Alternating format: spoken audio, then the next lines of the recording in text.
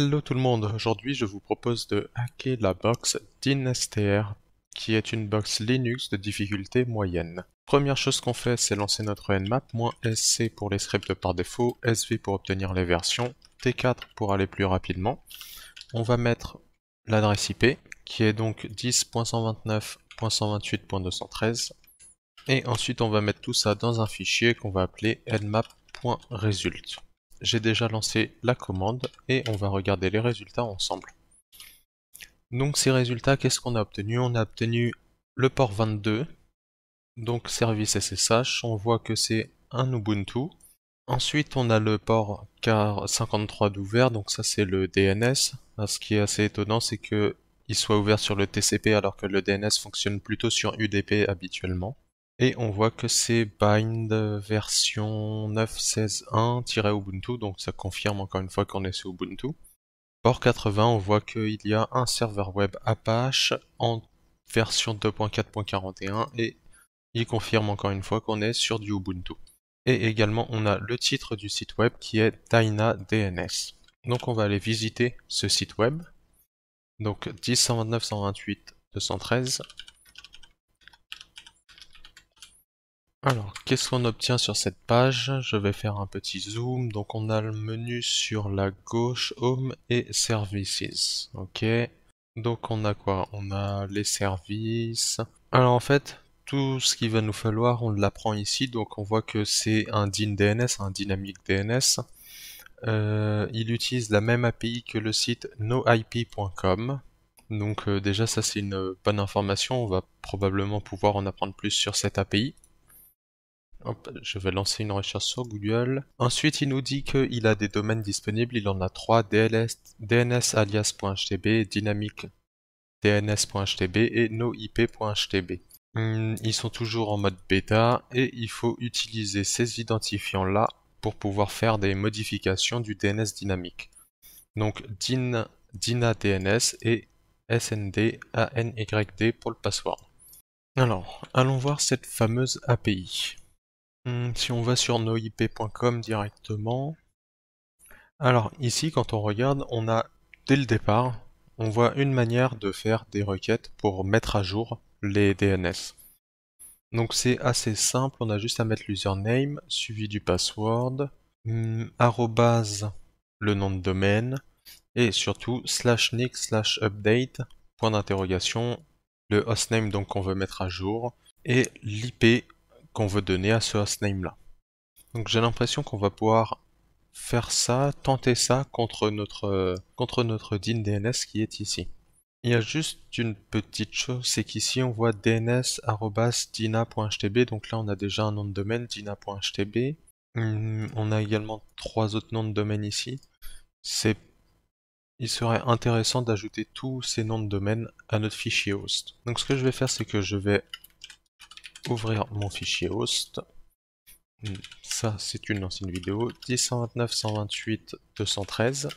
Et donc, on a DNS alias, dynamic DNS, donc DNS alias.htb, dynamic DNS.htb. L'autre, c'était no-ip.htb. Et le dernier, c'était dyna.htb.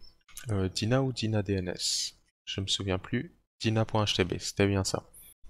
Donc on va sauvegarder et quitter, et là ce qu'on peut tester c'est faire un transfert de zone. Donc je vais utiliser dig et je vais voir si je lui donne l'adresse IP. Si je lui donne l'adresse IP, qu'est-ce qu'il va nous dire? Il a trouvé le serveur, tac tac tac tac, et il n'a rien reçu en retour. Maintenant essayons les différents noms de domaine qu'on a. Donc dns alias.htb, ça va toujours faire la même chose, à chaque fois il demande au même serveur, donc on aura sûrement toujours la même chose. Est-ce que je ne peux pas faire le nom de la zone comme ça, dns alias.htb? Ok, donc là, oui, en fait ça pouvait pas fonctionner comme ça.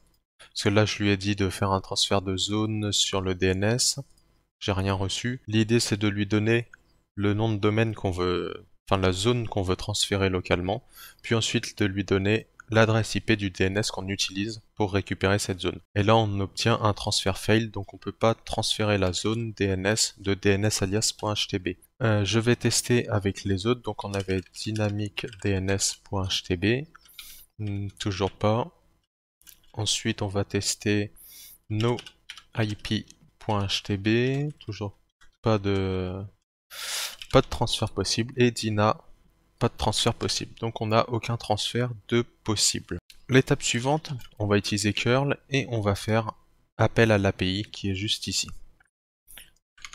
Donc je vais récupérer ça. L'username c'était DynaDNS, et le password c'était DynaDNS mais à l'envers. Donc SND ANYD. SNDANYD, ouais, c'était ça. Ensuite, on met notre nom de domaine. Donc là, je vais tout simplement mettre l'IP. 10.129.128.213 /nick/update et hostname, on va le laisser comme ça pour l'instant. Voyons voir.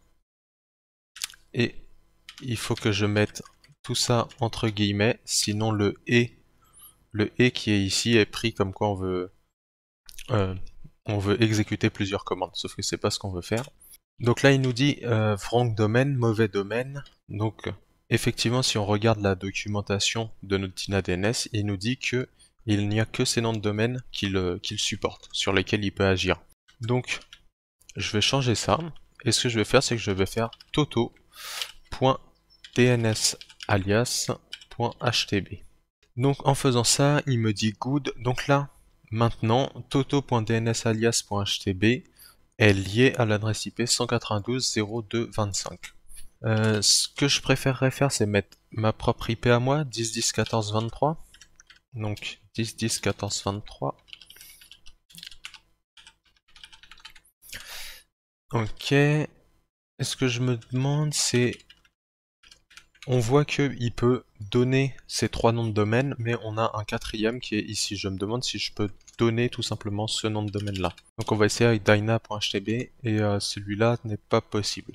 Alors maintenant l'idée ça va être de faire une injection de commande ici, dans le nom de domaine. Donc pour ça, je vais utiliser l'entrecôte.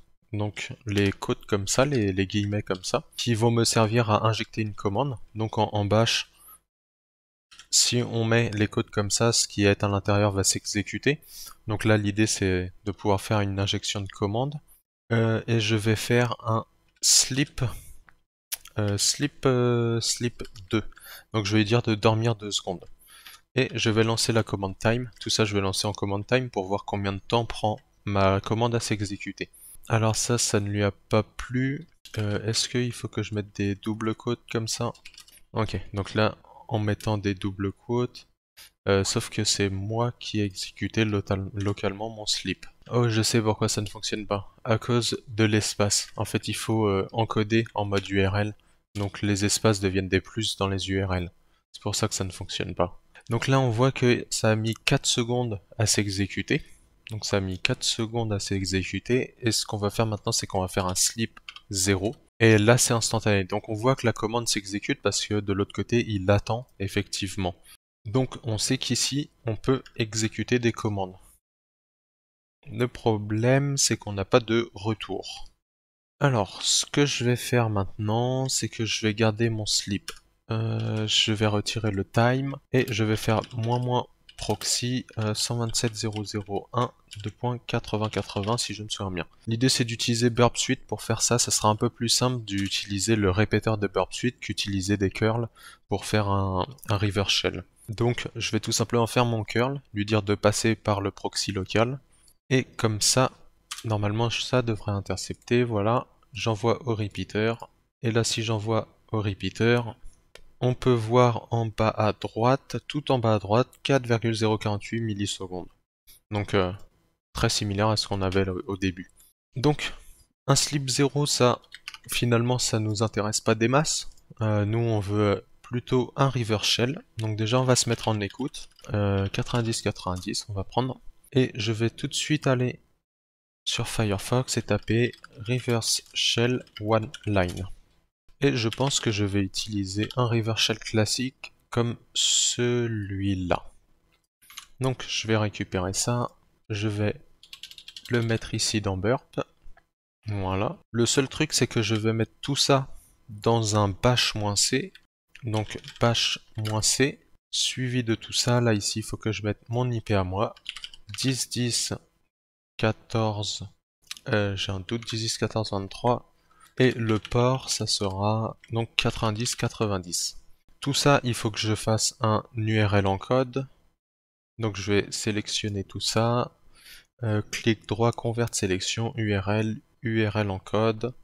Et comme ça, ça devrait passer.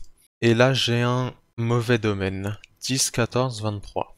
Donc il m'a pris ça comme domaine. Donc là, ce qui se passe, c'est que lorsqu'il ajoute un nom de domaine, il doit se fier au point pour différencier les différents niveaux du nom de domaine. Donc par exemple, si là on a TO, point, donc on a notre point, et ensuite un nom de domaine, et puis le TLD.htb. Donc là le problème c'est que quand il lit la commande, il arrive là sur ce 10, 10, 14, 23, et il ne prend que ces trois là, donc que les trois niveaux de domaine. Comme s'il avait pris toto.htb, enfin .dns alias.htb. Donc là le problème c'est qu'ici il faut trouver un moyen d'écrire l'adresse IP en autre chose qu'en IPv4, autre chose en fait sans aucun point dans l'adresse IP. Donc pour ce faire, on va faire très simplement un encodage en hexadécimal. Donc 0x, le 10 c'est 0A, donc 10 10. Le 14 ça sera E pour 14, donc un E, 1 et 6. Non, c'était bien plus 7. Donc ça, normalement, c'est notre adresse IP en hexadécimal. Donc là, on va envoyer. Et on voit bien qu'en gauche, j'obtiens mon reverse shell. Donc là, je suis connecté en tant que 3w-data. Donc il doit y avoir un moyen de trouver, sûrement de trouver un mot de passe ou quelque chose comme ça. Essayons de voir la file update. Donc c'est un script PHP. On va l'afficher. Cat update. Donc dans ce fichier update, donc c'est le fameux script PHP auquel on a accédé via notre curl tout à l'heure ou même via notre burp suite. On voit qu'il check d'abord l'authentication, donc si on s'est bien connecté avec le bon username et le bon password. Ensuite il regarde defaulting to remote ADDR. Donc là c'est pour avoir l'IP. Et il regarde s'il y a le hostname qui est mis, s'il y a le paramètre hostname dans la requête get, il va regarder si c'est un domaine correct. Donc il récupère il récupère en fait notre requête get, notre paramètre hostname, et il le coupe en deux parties grâce au point. Il utilise le point comme délimitateur. Il regarde si c'est valide, donc il regarde que c'est dans DNS alias dynamic DNS no IP. Si c'est pas valide, il nous dit le franc domaine qu'on a eu tout à l'heure. Et si c'est valide, qu'est-ce qu'il fait sprintf. Alors $cmd, donc ça c'est une commande. Donc ça, tout ça, ça va être des commandes. Et on voit qu'il sélectionne le serveur. Ensuite, il déclare la zone. Donc là, %s va être remplacé donc par $d, la variable $d. $d qui était en haut, récupéré dans le hostname. Donc là l'idée ça va être la zone là en fait ça va être DNS alias ou dynamic DNS ou no IP. Ensuite il fait update, update delete, il supprime ce qui existe déjà, puis il ajoute. En fait il réajoute ce qu'on lui a dit d'ajouter tout simplement. Il fait donc un update add du nom de domaine qu'on lui a dit d'ajouter, donc ça c'est un enregistrement. On voit le in-a et donc ça c'est l'IP qu'on lui a donné. Et puis après il envoie. Donc il sauvegarde tout ça. Et qu'est-ce qui se passe? Donc c'est ici que la commande va être exécutée, c'est ici qu'on avait notre RCE également. Et il fait un écho de notre commande qui pipe dans la commande nsupdate. Et là on voit qu'il utilise la clé ddns.key /etc/bind/ddns.key. Donc déjà là il y a une clé, c'est plutôt intéressant. Et il retourne un good si ça a fonctionné, sinon il dit fail. Donc tout ça, ça nous apprend pas grand chose honnêtement. On va faire un peu de reconnaissance, regarder les dossiers home. Tout ce que ça nous a appris, c'est d'utiliser nsupdate si on veut modifier les enregistrements DNS et d'utiliser cette clé pour modifier les enregistrements. Donc dans Home, on a deux personnes, on a BindMGR et on a Dina. On va regarder Dina d'abord. C'est vide, il n'y a rien.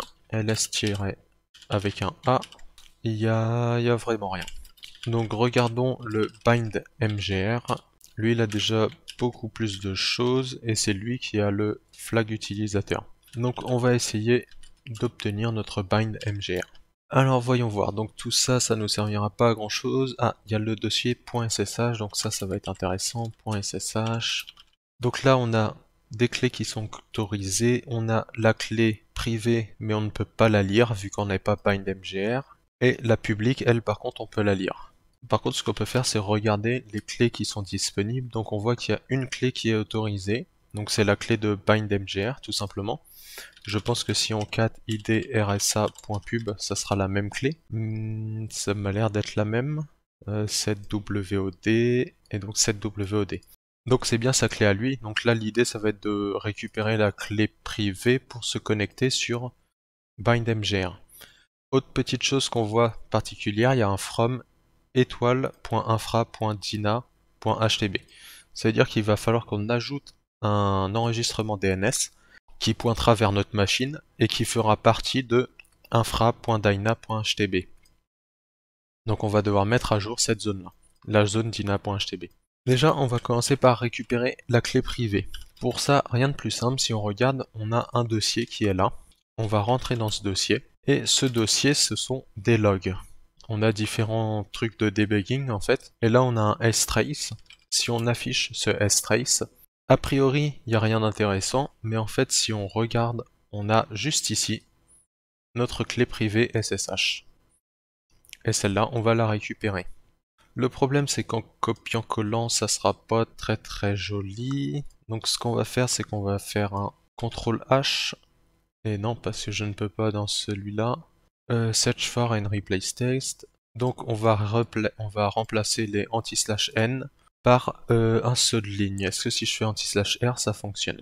Replace. Ah non, il est littéralement remplacé par un anti/r. Donc, je ne vais pas faire comme ça. Je vais la récupérer. Et bah si, en fait, je vais l'enregistrer. Donc je vais l'enregistrer, box, et c'est dinstr. Et on va l'appeler bindmgr. Juste bindmgr. Ok. On la sauvegarde. Et ensuite, je vais utiliser le terminal.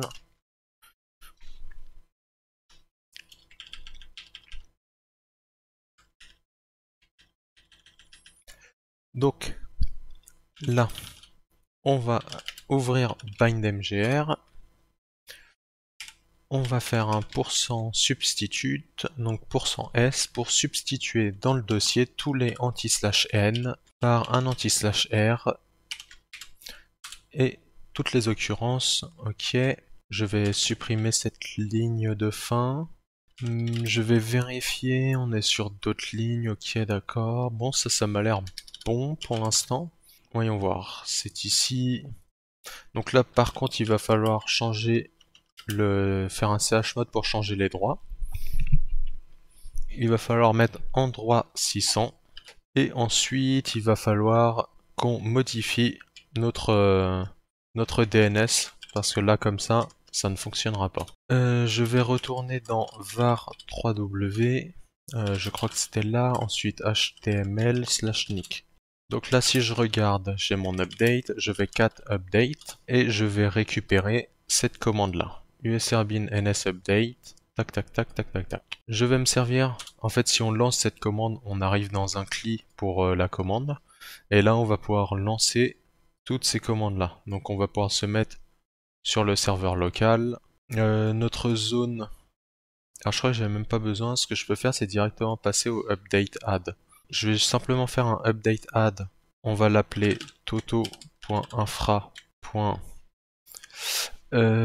C'était infra.htb, je ne suis plus sûr. .dyna.htb, donc 30 in a, donc là j'ajoute mon enregistrement et mon adresse IP c'est 10.10.14.23. Et là je fais send pour envoyer.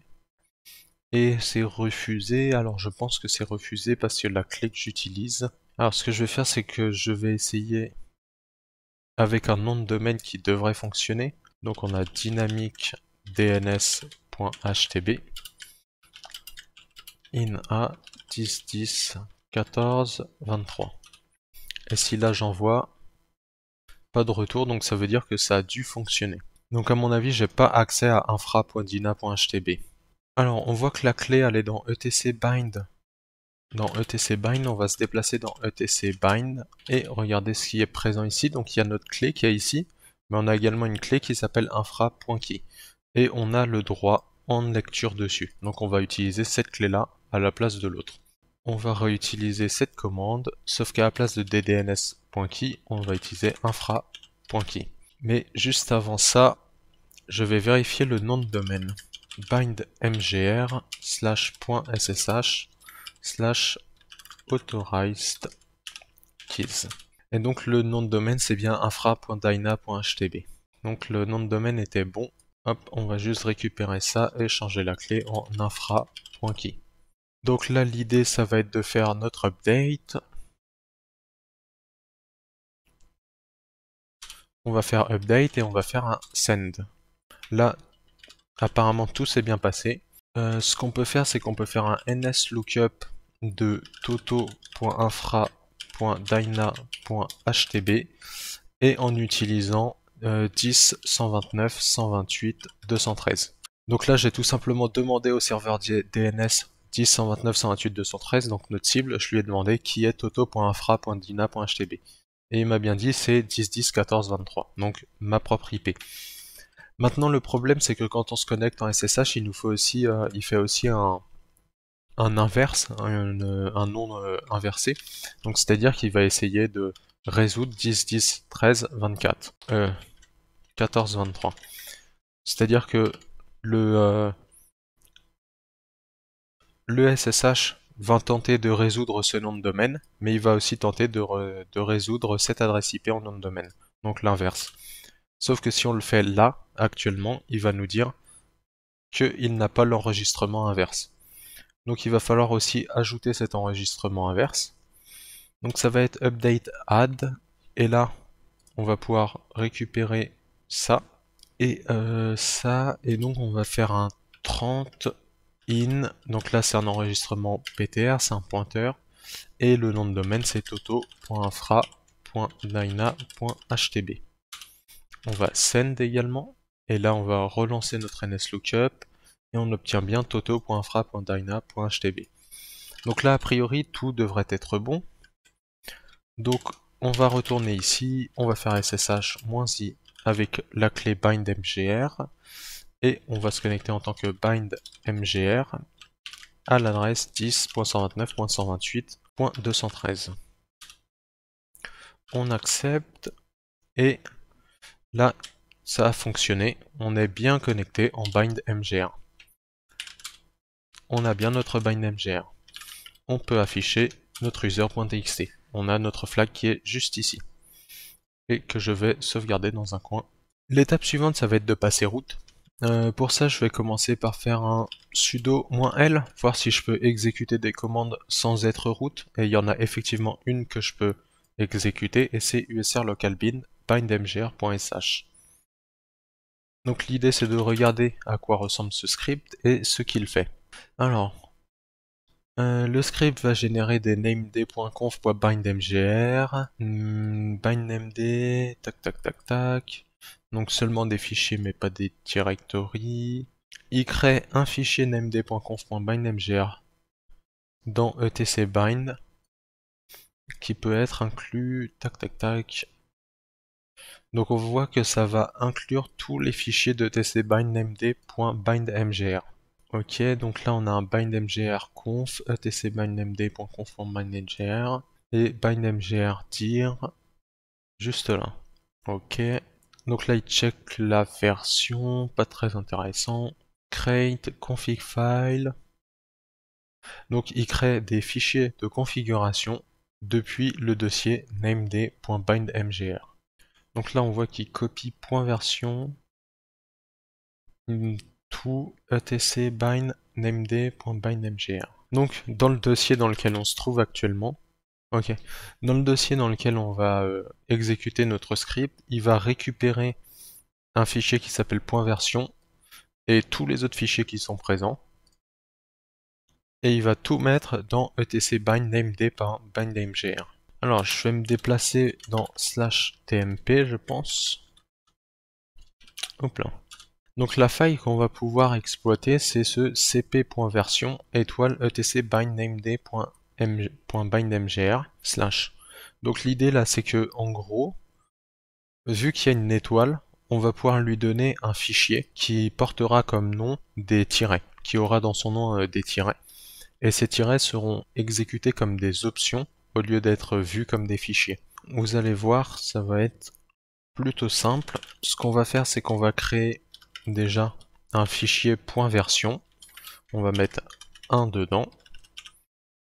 L'idée, c'est que si on touche un fichier qui s'appellera -p, voilà, là on voit ce fichier-là, il s'appelle -p, du coup, touch, en fait, lui, touch, là, il a cru que c'était une option, là. Normalement, je peux créer un fichier avec ce nom-là. Ça passe pas comme ça, avec des anti-slash, peut-être. Ok.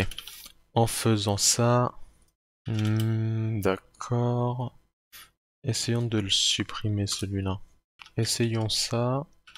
En faisant ça, j'ai bien créé un fichier qui s'appelle -p. Le problème, c'est que si j'essaye de le supprimer, il va dire cet argument n'est pas reconnu. Donc l'idée, c'est ça, avec notre... hop, si je reprends mon cat, si je reprends mon script, l'idée, c'est d'avoir un fichier avec une option, donc un fichier qui agira ici comme une option. À la place, donc à la place de cette étoile, ça sera une option. L'option qu'on va utiliser, pour être plus exact, ça sera l'option -preserve, qui sert donc à préserver les droits sur un fichier. Voyons voir, -preserve. Alors, voyons voir, on va tester le script déjà pour commencer. Alors là, je l'ai supprimé, ok, c'est bon. On va echo 1 dans .version et je vais echo 2 dans Toto. Ensuite, je vais exécuter ce script. Donc sudo tac, et en faisant ça, donc il a envoyé, il a lancé le script. Ok, il a créé etc bind named.conf bindmgr, d'accord, et il a rajouté dans etc bind named.bindmgr. Donc là, je crois que je peux afficher les fichiers qui sont là-dedans. On voit mon fichier Toto qui est ici. Et on voit que le propriétaire, maintenant, c'est root. Donc l'idée, ça va être ça, tout en préservant. L'idée, ça va être donc ici de mettre un fichier, en fait de mettre le bash. Tout simplement, on va mettre le bash. Et ce bash, on pourra l'exécuter parce qu'on va mettre comme droit un SUID, un setuid.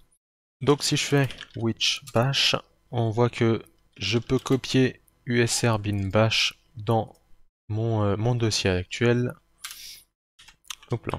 cp usr bin bash dans le dossier actuel. Donc là j'ai mon fichier qui est Toto et j'ai mon bash. Ce bash, on va changer les droits. 4000 chmod 4 1 2 3 et bash. Le problème c'est que j'ai plus d'autres droits. En fait, ce que je peux faire plus simplement, je peux faire un chmod u plus x pour u plus s pour ajouter donc le setuid à l'utilisateur et bash. En faisant ça, j'ai donc maintenant un setuid sur mon utilisateur. Ensuite, je vais créer un fichier que je vais appeler -preserved.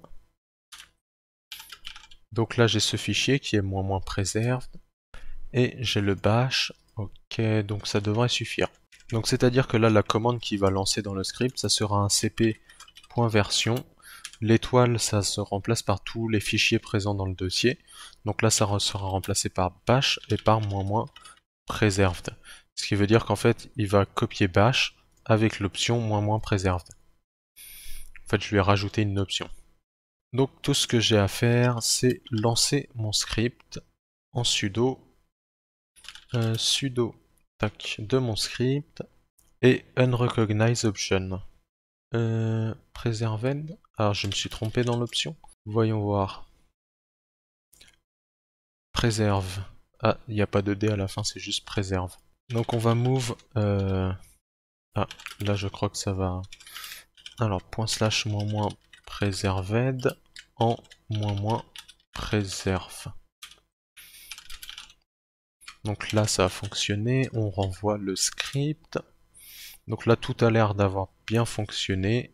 On va vérifier en lançant un ls-l sur ce dossier-là. On voit que le bash a bien été copié. Par contre ce qui est bizarre c'est qu'il n'est pas passé root ici. C'est bizarre. Ah, par défaut, il préserve le mode, il préserve aussi l'utilisateur, le propriétaire. Donc là en fait il préserve aussi l'utilisateur, donc c'est pour ça que ça n'a pas fonctionné. On peut peut-être préserve, donc en faisant -- préserve égale mode. Comme ça devrait fonctionner bien mieux. Voyons voir. Ok, donc là ça a bien fonctionné, effectivement il fallait faire. Par défaut le préserve le mode, donc c'est-à-dire mode c'est les droits, et il préserve aussi le propriétaire et le timestamp. Le timestamp on s'en fout donc on s'en occupe pas. Le propriétaire on veut qu'il change, par contre le mode on veut pas qu'il change, donc on lui met l'option -- préserve égale mode. Et en faisant ça on obtient donc un script qui a copié notre fichier bash en préservant les droits, donc on voit le setuid, sans préserver le propriétaire du binaire. Donc là, le propriétaire, maintenant, c'est root. Ce qui veut dire que maintenant, ce fichier, on va pouvoir l'exécuter, vu que c'est un binaire avec un SUID, et on va utiliser l'option -p pour rester root. Et là, si on fait un ID, on voit qu'on est toujours en bindMGR, c'est normal. Par contre, on a un EUID, donc un effective UID. L'effective UID, c'est l'UID qui a réellement effet actuellement. Et donc là, on est root sur notre effective UID. Donc on peut se déplacer dans root. Et ici, on peut afficher notre root.txt. Et je vais le copier, évidemment, avec l'autre flag. C'est tout pour cette box. J'espère qu'elle vous aura plu, que vous aurez appris quelque chose. Je vous souhaite un bon hacking et vous dis à la prochaine.